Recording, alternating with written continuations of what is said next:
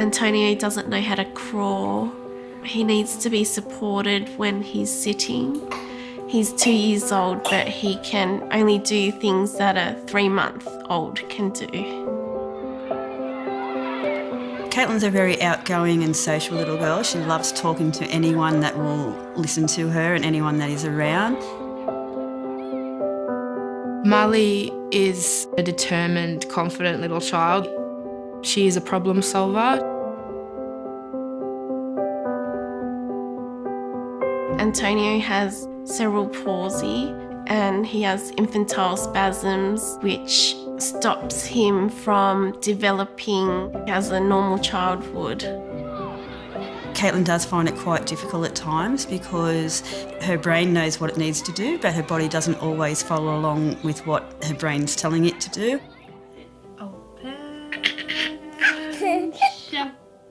Marley has a lot of appointments, so physio, occupational therapy, speech therapy. She goes to early intervention. She does swimming, hydrotherapy. We do a lot at home as well. Having a child already is life-changing, life-altering. You have to adjust your whole life because you put because you put your child before anything. Big step, big step. And especially when you have a special needs child, they need your time and attention like 24/7. 1 in 3 children with cerebral palsy aren't able to walk independently. That means they've got to be using a wheelchair. Also, other specialised equipment for feeding, for standing. So the more help families can get, the better.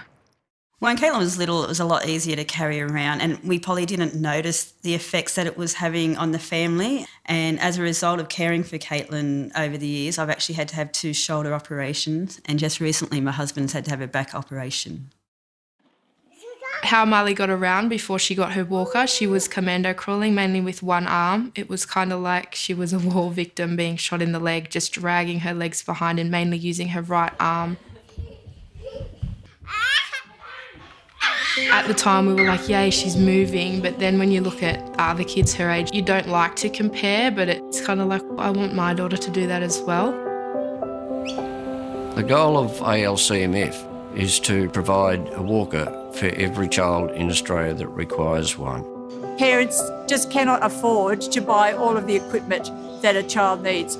And what better gift to give a child than the gift of freedom and to be able to walk, something that you and I take for granted.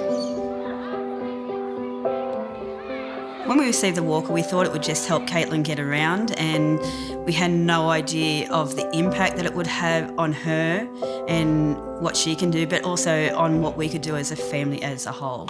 The changes I've seen in her are huge. I never would have thought the walker would have brought so much confidence and self-esteem. It's saving us physically from having to constantly be that anchor for her when she walks.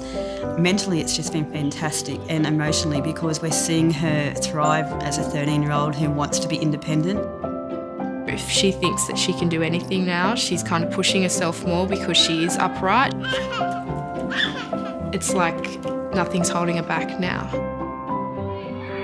We've always strived to give her as much independence as she can possibly get. So the walker's enabled her to have that extra bit of freedom and to see what's out there that she didn't have before.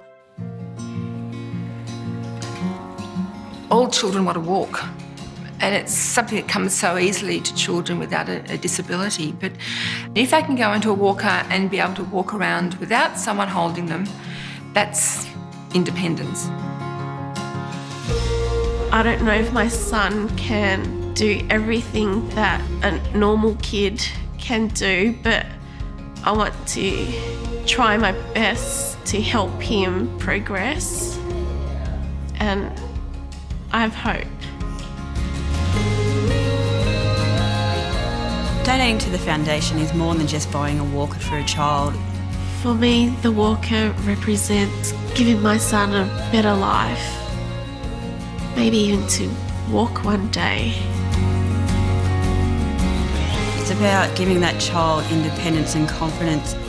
to do whatever they want in life and to get out there and have fun.